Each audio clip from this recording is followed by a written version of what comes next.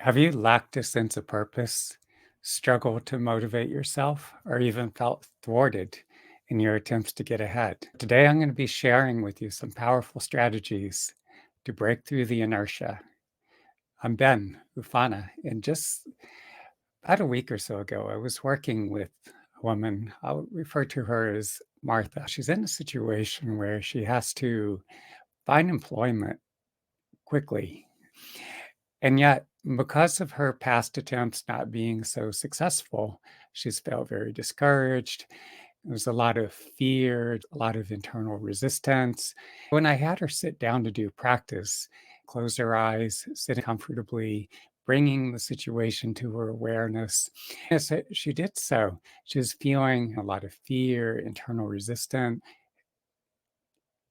As I had her continue to sit, breathing very softly, very deeply, like on a deep level, she was feeling like a loser. There was a sense of blindness, like she couldn't see options or opportunities for her. I can relate to that in many ways because in my mid 20s, I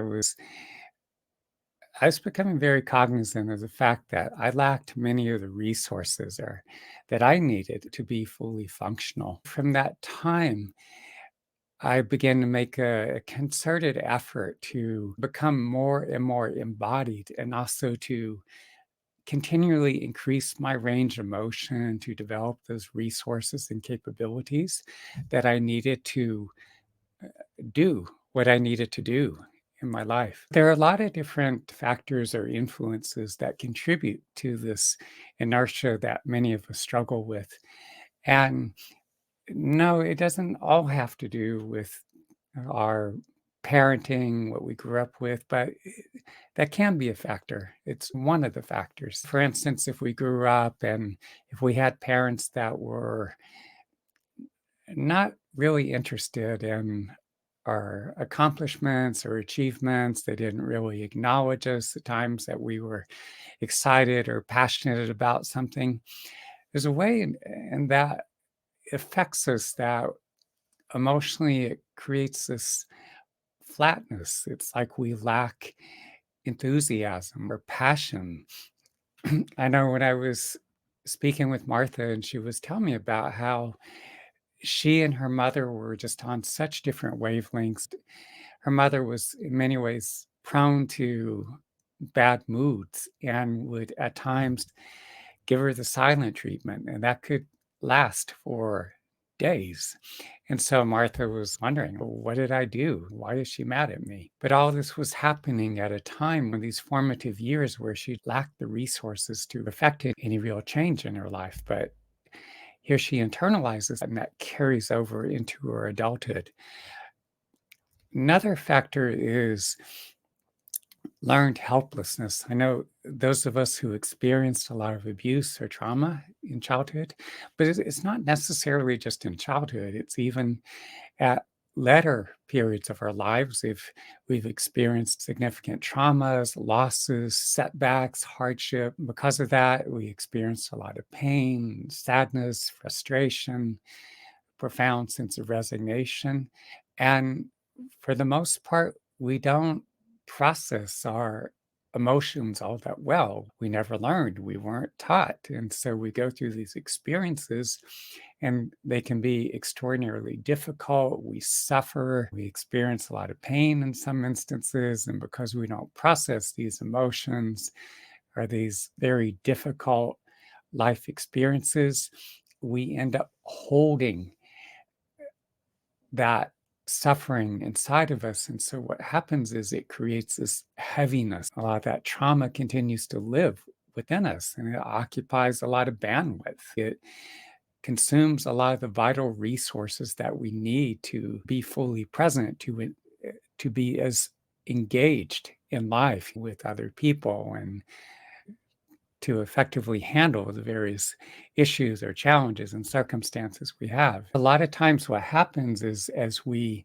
attempt to move forward, those of us who even do have a sense of what it is we want or what we desire, have some kind of passion for, in any area is that we come up against a lot of internal resistance as we attempt to move forward. There's something that we want in life, and often what happens is because we internalize a lot of suffering and struggle, setbacks, things that just didn't quite work out so well for us, as we attempt to go forward, that could evoke feelings of fear, pain, and frustration.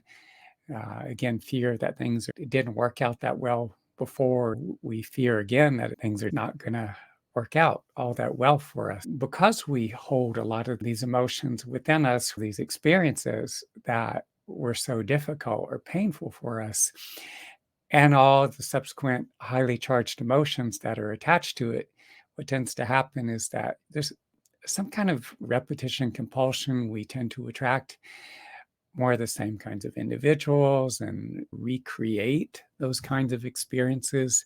So there's this reenactment, and it elicits many of the same emotional responses. And because we don't process it, what happens is there's this reinforcement that occurs. It digs the groove deeper. And because it's so painful or difficult, these experiences and our subsequent emotional responses, many of us are seeking solace in one form or another. We procrastinate. Maybe we end up scrolling on social media. We binge on YouTube and Netflix. We self medicate with alcohol and other drugs. But the problem with that, not only does it impede our ability to attain our goals when we're numbing and distracting and avoiding, self medicating, there's a atrophying of our existing resources. And so we can, in a sense, be digging ourselves even deeper into the hole. In my mid 20s, I began to develop this whole series of intensive meditation practices. And there are many variations. One variation, what I'll do is that, say there's something I want to do or accomplish, and I come up against whatever form of resistance. And so I would bring that challenge to the forefront of my awareness. I would imagine myself in that situation, facing those challenges. Maybe there were certain individuals involved. I would just bring it all into my awareness. And as I do so, I allow myself to become aware of what I feel in response to that situation, the difficulty I'm experiencing, the aspects of it that were not working so well, and maybe people involved. And it's like, okay, what am I feeling? Where am I feeling it in my body? And I'd go into those feelings. I'd continue to hold that situation or circumstance or those individuals in my awareness. Centering my awareness in the depths of those feelings, I would continue to breathe very softly, very deeply. I'd follow those feelings and sensations. And a lot of times as I do this, I could feel like a lot of my own internal resistance dissolving, where maybe there would be feelings of resignation, there would be feelings of mental, emotional strain, like something was very hard or difficult. And these feelings would begin to soften, it would dissolve. Another thing that would happen is it would engage my brain's creative problem solving capabilities. So I would, in many instances, start getting flashes of insight. I would see, oh, I can do this, I can do that. And I found it very helpful. It helped me to work through a lot of my internal barriers or the internal tangle or obstruction or whatever it was that was making it difficult for me to function. Sometimes it could be about certain individuals or about the circumstances. It's that was quite difficult. As I learned to work constructively with my own emotional responses, it helped me to tap into that inner source of strength that enabled me to persevere, to continue to move forward. A lot of times we're dealing with difficult situations or people, and when we encounter these difficulties, it does elicit some very uncomfortable emotional responses, sometimes upset, pain, fear, frustration, anxiety. And if we're not digesting those emotional responses, they don't just go away. Day by day, as we continue to encounter these challenges, these difficulties, it elicits more of these same kinds of emotions. A lot of times, you're dealing with very challenging or difficult circumstances. Maybe you have major setbacks, things just blow up on you. You're making this huge effort, and the whole thing just crashes and burns. It hurts. It sucks. It puts you through hell sometimes. But we need to be able to thoroughly digest our authentic emotional responses, to be vulnerable, to feel our authentic emotional responses, feel what we truly feel in response to what's happening, not deny it, not pretend it doesn't exist. What do we actually feel in response to the situation or the person, the circumstance? Where are those feelings situated in your body? Drop your awareness into the depth of those feelings. Breathe very softly and deeply.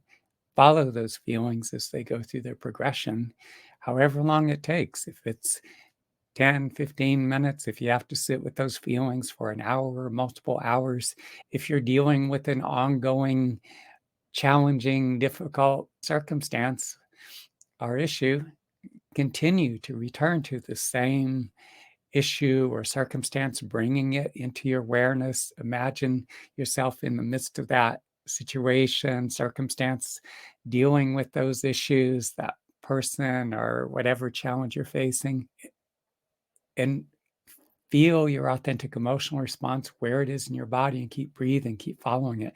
So, what I found is that I continue to work with this practice. It enabled me to do a much deeper level of processing. I was able to work through much of my internal resistance, working with this practice, get these flashes of insight, creativity. I would come up with these solutions, different ways I could approach the situation, handle it more effectively. A lot of times, just doing this practice, it initiated this flow. In many instances, there would be a greater ease or things would start to work out better. Sometimes they continue to be difficult, but at least I found the strength to do what needed to be done. A lot of us are just not as present as we need to be in our bodies. There are times in my interactions with people, I tend to be a bit introverted, but circumstances have changed. Doing my work forces me to be a lot more extroverted than I'm really comfortable with. And but there are times where I just feel I'm not as present as I want to be. I would feel myself contracting in situations, or sometimes not being fully authentic. When I would catch myself in these moments, I would intentionally bring as much awareness as I can into my body, bring my awareness to the ways in which I was withdrawing or contracting or just not present, and willing myself to just open, expand into my interactions, open and expand more of my presence as I engage with people, and even expressing myself more openly, honestly, even if it made people a little uncomfortable at times. Not that I want to make them uncomfortable, but a lot of times we hold ourselves back. We're just not being fully authentically ourselves. I think in many respects, all of us need to come out and be a bit more authentic, be more of ourselves. One of the things that would really frustrate me at times is technology. Here I spent years training with this traditional Native American doctor, and I'm comfortable working within this context. I very much love to work with people one on one and to see the progress, see people's bodies and minds heal, watch them go through that transformation. But our world has changed dramatically. And because of that, it's forced me to bring my work online. And so there's all this continually evolving technology. It's one thing to have to learn a whole new set of skills. And it's like having to take a whole second job that I never anticipated. But but the fact that the technology keeps evolving, and so I have to keep learning. I can't just learn it and say, okay, I'm done. I have to keep learning. Not only do I create the content, but then I put it out on different platforms and building a course, helping people get over a breakup and divorce and other kinds of heartrending devastation. But sometimes the frustration would get to me. Initially, I didn't really think of myself as that tech oriented. And there are times where would feel so frustrated. I just want to take the computer and throw it out the window and just say, fuck it, and just walk away. But I actually just made myself sit and be present with these various tasks that I have to perform. And with all this learning, all this technology, and with the platforms I have to create content, just stay present. Even in the midst of that frustration, I would stay as present as I could, and I would continue to breathe into whatever I was feeling, the frustration, overwhelming desire to just take the computer, throw it out the window. I never acted on it, thankfully. But in doing so, I've increased my functional capacity. I've gradually over time developed a greater frustration tolerance. I've developed a greater aptitude. I can do more and more of what I need to do. I continue to learn. I have a long ways to go. We were already heading that direction, but when we went into lockdown with COVID, and it pushed it that much further, that much faster, so that people are far less inclined to interact in person, and more of our interaction has gone online. So I have to adapt. Another aspect of becoming more and more fully present is in 2002, I began to train with Shifu Li Tailiang. I went through a few too many mugging attempts. Last time it happened, I whipped out pepper spray, chased the attacker down the street, nearly got my ass hauled off to jail for having pepper spray. So I ended up training with this Chinese master for 17 years. Xingyi Quan, Baguazhang, Tai Chi, Qigong. These forms are very complex, very intricate. They could be very strenuous as well. And you're molding, you're contorting, you're moving your body in ways that seem completely unnatural. The fact that you've never moved your body in those ways before. And yet, the more that I continue to work with these forms, it just engage more of my body and my brain and my mind. Working with all these different aspects of myself is helping to facilitate this integration between the different parts of me. Internal martial arts are not ideal for everyone. For me, it was good.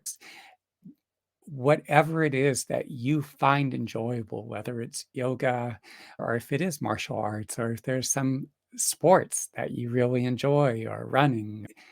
A very important part of being embodied is to be physically active. It's an important part of maintaining your health to keep you vital, and you're going to feel better, and that's going to spill over into other aspects of your life. Now, the power of desire. Desire can be a very powerful force when you learn to work with it. A lot of us have shut down our desires because we've experienced a lot of disappointment and we don't want to experience more hurt. But when you're able to be in touch with, access your desires, and you could feel those desires, you could actually bring your awareness, go into where do you feel the desire in your body? Go as deeply as you can into the feeling of desire and breathe into it. Because As you feel your desire and you breathe into it, it amplifies that force. And desire helps to pull to you what you want, and also it pulls you towards what it is that you desire as well. When you work with your desire, it also is going to put you in touch with a lot of things that happened in your past that didn't quite work out so well. Emotions like hurt and disappointment and frustration. Again, breathe into those emotions. And as I said, continue to strive. Whatever it is that we want to create, whatever that we want in our lives, sometimes it's difficult. Things don't work out quite as well as we want them to. A lot of times it takes a whole lot longer than we ever expected or ever anticipated. But best of your ability, important part of becoming more embodied and realizing your true potential and fulfilling your life purposes, you identify what it is you want, what you desire, what you want to create, what you want your life to be. Even if everything doesn't work out, as you make the effort, you continue to make the effort day by day, be taking some constructive steps towards that end. As you continue to do so, that's going to embody you more, and it's going to be expanding your range of motion. You're going to be developing greater capabilities. This is part of like what you're here to do in this lifetime. It's not all going to work out for you, and some things will work out, and but they'll be difficult, or they'll be harder than you expected, or they'll take longer. Despite that, just do the best you can. Throw yourself into it. Even parts that don't work out so good, embrace your experience and keep plowing through. Many of us are not all that present in our bodies, maybe from the diaphragm up, maybe from the throat up. We don't fully inhabit our bodies. Through my exploration, I began to bring my awareness deep down into the abdomen.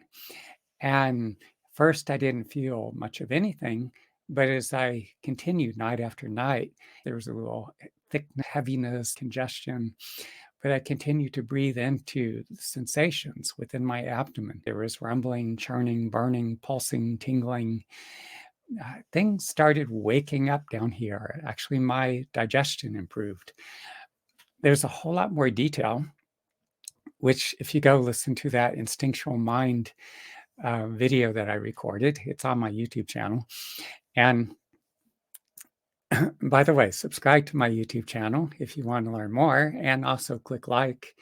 But refocusing here, um, breathing into the sensations within the abdominal region, it it helps to awakens this visceral instinctual consciousness that resides within your body. You have the enteric nervous system, 100 million neurons lining your digestive tract. And these neurons produce dopamine, serotonin, norepinephrine, and other neurotransmitters. So as you work with this practice, it activates that enteric nervous system. It engages this deeper instinctual consciousness. I found that as I worked with this practice, it instead of being so dissociated, it dropped me deeper into my body. I inhabited more of my body. As that happens, as you inhabit more of your body, doing this practice will definitely help you to do so. The more you inhabit your body, the more presence you have, the more force, the more momentum you have to just make things happen in this world. If you're dissociated, if you're not all that present in your body, it's hard to know what you want. It's hard to connect with your desires. You don't have much presence. You don't have much force momentum. The more you embody yourself, the stronger the force, the presence, the power, the momentum. So bring as much awareness as you can down to your abdomen. A lot of people in the beginning don't feel much of anything, but you continue to do this practice. May take some days, maybe a few weeks or longer, but just keep bringing your awareness down into the abdomen. Breathe very softly, breathe very deeply. Go into the intestines if you can. Feel deep into the intestines. Are they heavy, thick, congested, dry, moist, warm, cool, tense, relaxed, deadened, alive? Again, some people don't feel much of anything. Some people, it feels very thick and gross and like a toxic waste dump because of all the physical toxin that accumulates there. Whatever you find, whether it's numb in the beginning or just kind of gross and toxic, keep breathing. It will begin to clear out, clean up. Your body will begin to purge any toxicity there. You may find yourself in the toilet doing so. Anyway, bring your awareness, focus as best you can, as deep as you can down into the intestines. If you can, feel the sensations of the intestines. Breathe very softly, deeply. If you can't feel much of anything, if you're numb at first, rest your hands there. As you keep focusing, keep breathing, you will begin to feel more. Sensations will increase. If it feels gross or toxic, it will begin to clean up and feel more alive. This will help to embody you more. So my training with Shifu Li Taoliang, Shifu isn't all that fluid in English, but at one point we're having this conversation and he was relating some things to me, some teachings from the Taoist tradition. And they say that our as human beings, we don't fully inhabit our bodies. He's saying that basically much of our soul is up here somewhere and it doesn't fully incarnate in our bodies. And and that yin yang symbol symbolizes the heavens and the earth. And so there's your soul or spirit, and then there's your physical body, or there's the heavens, and there's the planet Earth. And so the way the dark and the light come together, it's symbolizing these two forces coming together. And so there's this alchemical process that takes place. And by doing so, it's building this power, it's bringing these forces together to build this power and presence in your body. And then going back in time in reverse order, at the age of 20, I began to train with Horace Dokai, one of the last surviving traditional doctors of the Kiowa tribe. So Horace would transmit portions of his own healing gifts to me. Part of the way you earn the right to work with these gifts of healing is that you go on the vision quest, which is typically about 4 days and nights, no food, no water, you're alone in the mountains. Now, I missed some number of years in my 20s, but right after I turned 31, I felt this powerful pull. I needed to get my ass back to the Wichita Mountains. What I didn't realize in going through the vision quest is that I'd be on the mountain and a lot of these traumas that I experience, traumas from my childhood and adolescence, or even some things that were happening at that time. It was all coming up. I was reliving those experiences. Some of them I had completely forgotten about. All the emotions, all the sensory impressions, all that was coming out. I could feel this extraordinarily powerful presence working with me, helping me. I'd be in this very altered dream-like state, and I'd be digesting all those experiences, all those highly charged emotions. And as I'd come through it, I could tell that it was helping me to build this foundation that I'd never developed before. And every time I'd go, I'd come back out into the world and I could feel that I had additional resources and capabilities that I didn't have before. And it was extending my range of motion. Vision quest is too intense for most people. Very few people are going to spend 4 days and nights without food and water on top of the mountain. But so many people who have worked with me over the years experience the same kind of transformation taking place within their own bodies and minds as I get to work with them individually. In the individual healing sessions, what happens is I act as a conduit. There's this extraordinarily powerful presence that works through me. It's going in where you've experienced a lot of these setbacks and disappointments, maybe traumas going all the way back as far as your childhood. It takes these experiences and you're thoroughly digesting all this, and it's being transformed in a way so that it becomes fuel for your continued growth. All those highly charged emotions, the hurt, and the grief, and the frustration, and the disappointment, that sense of resignation. So that happens. As you digest that, you come out the other side, you feel lighter, and it's building this whole new foundation for which you can get back out into the world. You gain a clearer sense of what it is you want to do and accomplish. You have greater clarity and you have more of the resources to do what it is that you need to do in your life. I'm going to post a link below, and it says refiningrelationships.com. I help a lot of people. They're in the midst of a breakup or divorce, struggling with patterns of abandonment, unrequited love. If you're going through that, definitely reach out to me. But also, those of you who are facing other kinds of challenges as well, you're welcome to reach out to me as well.